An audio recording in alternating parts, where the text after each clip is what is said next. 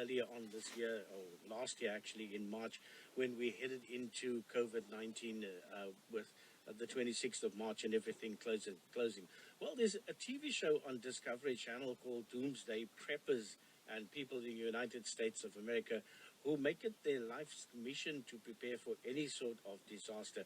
Well, if a zombie apocalypse could happen, they would be absolutely prepared. Well, I'm telling you this because here in South Africa, we have our very own community of preppers, not as intense as the reality TV show in the United States, but people who are perhaps always prepared for the worst. We thought it would be interesting in this time to have a conversation about the art of being prepared, reflecting on how 2020 was probably not to be expected.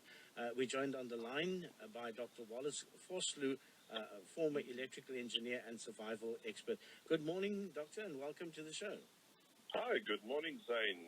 I'm actually sitting here in the Knysna Forest looking over this beautiful scenery with a little bit of rain in the background. So, yes, a very nice way to start a new year. Doctor, we always listen to people, and we always find it very, very strange that when, a crisis comes about, people start prepping, but, we start buying toilet rolls and baked beans, and that is actually not what prepping is all about. What is it all about, and what do you guys do? It's fairly simple. It's a decision the person in the mirror has to take to prepare. And normally we all have some form of prepping we do. For instance, when you go away for a weekend, you take an underpants for the suitcase, and you take an underpants that's going to go into the wash, and you've got one obviously on your body. So you're preparing your car. You have a spare wheel, and you make certain you've got the tools to be able to change the tire. You're preparing. So it's basically preparing for life. And it's the person in the mirror that does that and takes that decision. You're not relying on anybody else to do it. You've decided that you're going to prepare. And it's not like this prepping scenario which as you said, the Americans, they go into an extreme, and actually it's more preparedness than prepping.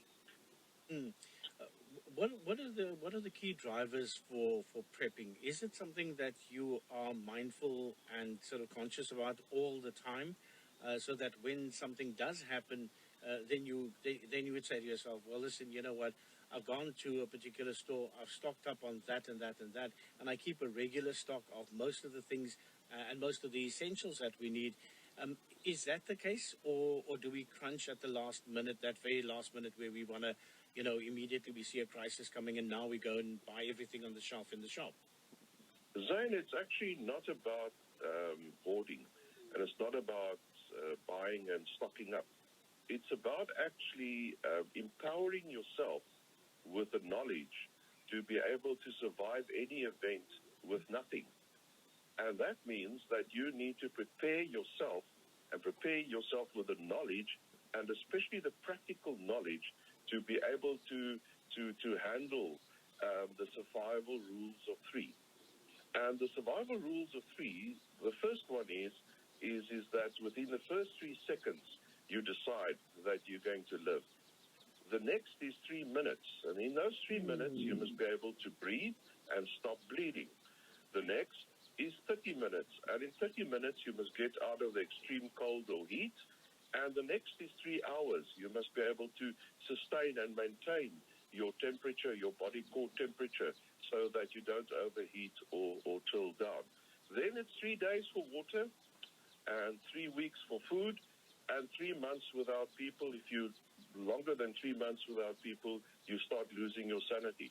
And if you can be able to, anywhere in the world, be able to stand with a bare minimum and be able to have the rules of three covered, you are the wealthiest person on earth, and you've got no issues because you're prepared. That's the basic being prepared. So anything above that is a bonus. So again, it's not the scenario of hoarding. It's the scenario of having the knowledge and also having the will to be able to survive anywhere in the world with a bare minimum. Yeah.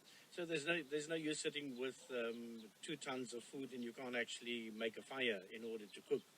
Well, Zane, the first person I'm going to sort out and try and find is the person with all the food that's been hoarded, because there I've got a stash. So, your your whole scenario here is exactly the opposite of what the Americans are doing, where they're stocking up tons and tons of stuff. What you would do is make certain that you can actually survive with a bare minimum, and also know how to make certain that you've got water, you've got heat, you've got shelter, the basics. And you'll be surprised when you go into a squatter camp, or you go into an area where there are people that's got very little. You'll be surprised how those people innovate and how they come up with ideas on to survive. Because if you don't have an income and you don't have a lot to spend, you find that you come up with very innovative ideas to survive. And I think South Africans in general, if you take a look at our country and you take a look how innovative our people are, it's amazing. I mean, that is the, Africa's never been for sissies. And I can tell you one thing, that our people know how to make the best with the bare minimum. It's wonderful to observe, especially when you start looking out for it. Chatting this morning to Dr. Wallace Vosloo, who's a former electrical engineer and a survival expert, and that is the key thing about the issue that we're chatting about. It's not about hoarding, but it is about survival, being able to survive. Were you and your community prepared for the worst in 2020? Yes, and it's fairly simple. Is that one needs to read what's going on around you. Well, water's an issue. Then you need to make certain that you can sustain yourself by capturing the water from your roof, and make certain that you've got enough that would last for a few months, and that you do. And so, when it comes to COVID-19 now, well, what can we do? All we can do is make certain that we limit our exposure to it, and that if we do have it, we limit our exposure to others. I must tell you that I lecture internationally, and this COVID-19 has saved me a lot from traveling, and I've been using MS Teams to do all my presentations and so on. And so technology and the use of technology has really come to the front now during the COVID-19 of 2020. So, you could look at it from a negative perspective, or you look at it from a positive perspective, and then you look at it from a realistic perspective. And so I think that, people are a little bit foolish out there, not actually taking COVID-19 seriously, and actually just keeping a distance, make certain that it's small little things, so prepping is small things. I don't have a hoard of tin food, and I don't have you basically read the situation and adapt. Mm.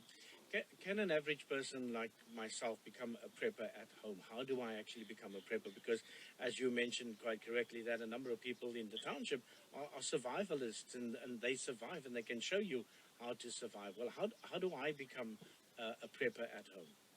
Well, you're already a prepper. Because you're making certain you've got food for the week or for the day. It's basically coming back to the rules of three. Can you cover the rules of three?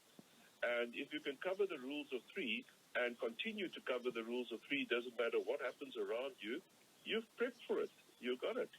So, the basics at home, the big thing is water. Do you have water? And if you've got a water issue, and you know that your water's going to be off for some time, or you find that your electricity supply is going to be off, living with controlled load shedding is easy, you prepare for it. So what you would do is you'd have your extra little bit of water at home, which can carry you through for a day or two. And if you expecting that the water's going to be off for a longer period, then you put a 1,000-liter tank onto your roof. Or so that type of, it's basically looking in the mirror and saying, listen, can I sort out the rules of three? Oh boy, I've got a water issue. I better sort out the water issue. And then you don't go totally ballistic about it. You just look at it realistically. I mean, do you have a bit of water in the car? I mean, you could be stuck in the traffic somewhere and you're sitting there and you end up 2 days in the traffic for some reason. And do you have some water in the car? It's basically being prepared. Yeah, I think that actually came to the fore with the issue along Bite Bridge, where there was no, survival, and we actually lost 4 truck drivers in a situation where nothing was prepared, and there was, people were not prepared for that kind of situation when they went down to the border. Has anybody come to you? Has anybody come to you yet, Professor, and said to you, I want you to build me a specific survival place or survival bunker? Yes, I've had some requests. I've had some people that have been very, oh my goodness, the world's going to fall on their head, So, Chicken Licken with the whole world's going to fall on their head.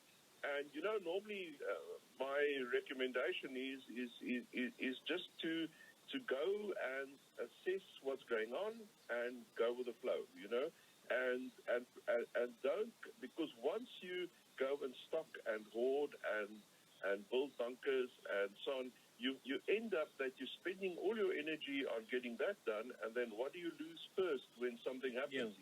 Is your stash. Now you're stuck without the knowledge. Knowledge is the key. Chatting this morning to Dr. Wallace Vosloo, and if you'd like to read up more on this, you can find it at mountainmanseries.co.za /Wallace Vosloo.